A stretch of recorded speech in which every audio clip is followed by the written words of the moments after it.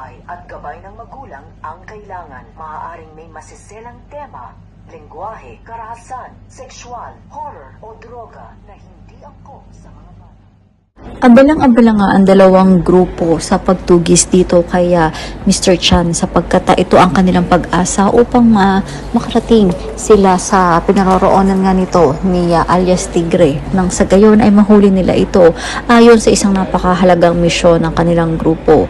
Samantala, magkakatapat nga ng landas itong sina Tekla at itong si Samantha dito sa isang gold shop kung saan ay nagkukunwari nga itong si Sam na interesado siya sa gold at bumili naman siya kung ang dumating nga itong si Tekla at bigla nang kinuha yung hawak na gold necklace nga nito ni Samantha at sinabi nga nito na maganda nga daw ito at tinatanong niya kung ano or kung magkano.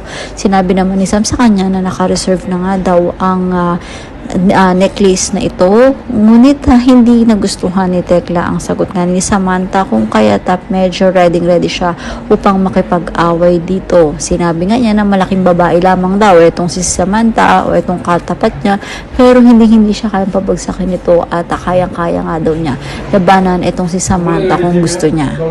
So yan ang isa sa mga kapanapanabik na dapat nating abangan dahil napakaganda ng unang misyon na ito ni Samantha at ni Gabo.